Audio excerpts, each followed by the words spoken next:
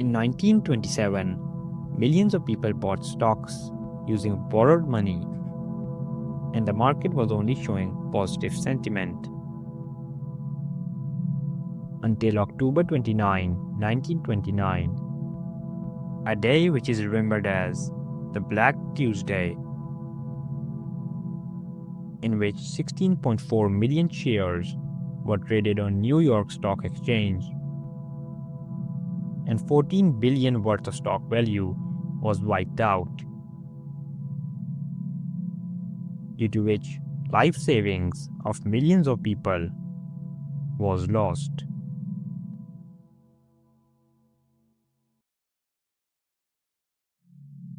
In the 1920s, America seemed to be entering a new era where the old economic patterns no longer applied. Cars were becoming commonplace, radios were appearing in homes, and technology was rapidly changing. The economy expanded alongside this transformation. Years of uninterrupted stock market gains led many to believe that stocks would continue rising, reflecting the nation's ongoing growth. This confidence extended far beyond Wall Street. Individuals from all walks of life, including office clerks, housewives, teachers, shopkeepers, and even farmers, began investing in stocks. Many, having never considered themselves investors before, opened brokerage accounts, motivated by stories of wealth all around them and the fear of missing out. The system made participation straightforward, which in turn created significant risks. Understanding how the crash unfolded requires looking at how stocks were purchased in that era. Most buyers were not using their own funds. Instead, they borrowed money to invest, which was known as buying on margin. This practice allowed investors to purchase stocks by putting down only a portion of the price, perhaps 10%, and borrowing the rest from the brokers, who held the stocks as collateral. This resulted in a leverage factor of about 10 times. When stock prices rose, investors saw amplified returns. A 10% increase could double their equity. 20% gains looked even more exceptional. But the reverse was equally true, though few considered this downside.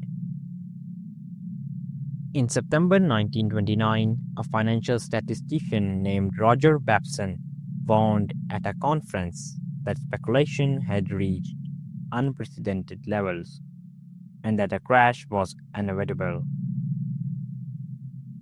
He advised investors with leveraged positions to reduce their debt while they could. The press reported his warning immediately, and the market dropped sharply that day. This was an event called the Babson break. After that, the market recovered, and then it again went down over following weeks. Most experts ignored him and dismissed his predictions as alarmist. Ordinary investors, which bought by years of rising prices and paper profits, paid little attention. As 1929 progressed, seasoned investors and insiders began quietly selling their holdings. They didn't panic, but steadily decreased their exposure to a market they no longer trusted. This led to more shares being offered for sale than there were buyers. Prices ceased their daily rises, and that was the only factor making the inflated system seem sustainable. Once prices stopped rising, margin lending began creating a downward trend. If an investor controlled $1,000 in stock with only $100 of personal money, A 10% drop would wipe out their equity. A sharper decline meant they owed money despite losing everything invested. When this happened, brokers issued margin calls, demands for additional funds. Most investors had no extra cash to meet these calls and had borrowed heavily on top of their savings. Brokers, obligated by contract, sold the investor's stock immediately at whatever prices the market offered. This forced selling pushed prices down further, triggering more margin calls and more sales. The cycle became self-sustainable, driven by contractual mechanisms rather than individual decisions. On October 24, a day known as Black Thursday, trading volumes surged dramatically as brokers sold positions for investors unable to cover their margin calls. A group of leading bankers attempted to stabilize the market by pooling funds to buy blue chip stocks above market price, temporarily slowing the decline for about a day. But the underlying issue remained, which was heavy leverage and a feedback loop of forced selling. By October 28, the Dow Jones Index had dropped 13% in a single day. The following day, Black Tuesday, it fell another 12%. And in just 2 days, the market lost 25% of its value. On Black Tuesday alone, about $14 billion vanished,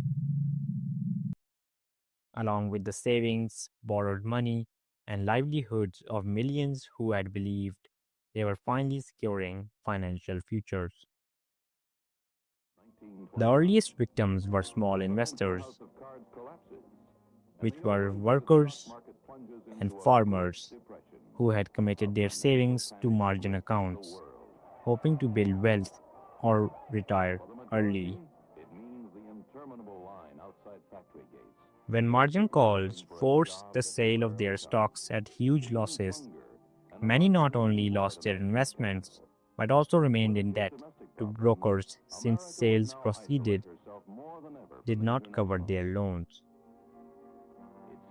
Within days, expectations of wealth turned to burdens of debt without any safety net.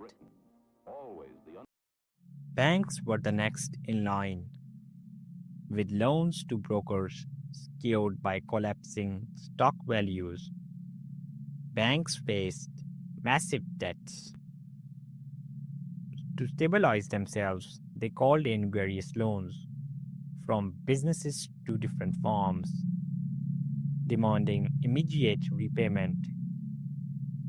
Firms unrelated to the stock market suddenly lost access to credit. Ordinary depositors, having never invested in stocks, rushed to withdraw savings when news of bank trouble spread. At the time, no deposit insurance existed. When banks ran out of cash to cover withdrawals, they got closed, wiping out the savings of entire communities. Between 1930 and 1933, roughly 9,000 American banks failed. Workers who lost jobs in the years that followed were mostly not involved in the speculative bubble. They had neither borrowed on margin nor chased the market dips. Yet as credit tightened and consumer spending collapsed, factories cut production and shops shut,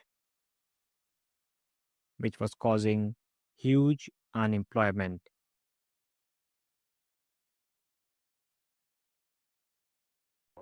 By the worst years of the Great Depression, About 1 in 4 Americans were unemployed.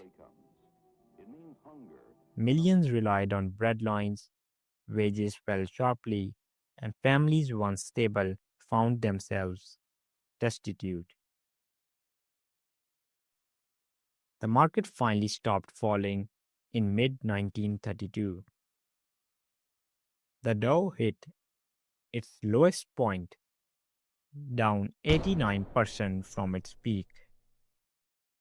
The mechanical collapse was ending, but the economical devastation still persisted.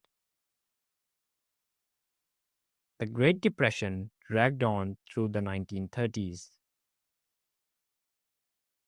The New Deal introduced reforms in bank regulations, deposit insurance, and financial oversight. But still, unemployment remained high into the late 1930s and early 1940s. When the United States entered World War II, the governments mobilized industry and manpower on a vast scale. Millions of men joined the military, directly reducing unemployment. Idle factories shifted to producing military equipment, generating millions of civilian jobs. Unemployment had dropped to about 1 or 2%. This recovery was driven not by gradual financial system healing, but by an external emergency requiring full economic mobilization. The stock market did not regain its 1929 high until November 1954, about a quarter century later. An entire generation bore the cost of 1929 crash, living most of their working years under the shadow of a system that fell apart swiftly, devastating lives in days and triggering consequences that lasted decades. The system was designed to make everyone feel like they were winning, working only in one direction, and when it reversed completely, the greatest harm fell on those who understood it the least. If you understood today's video, then be sure to like the video and subscribe to the channel. And we will see you in the next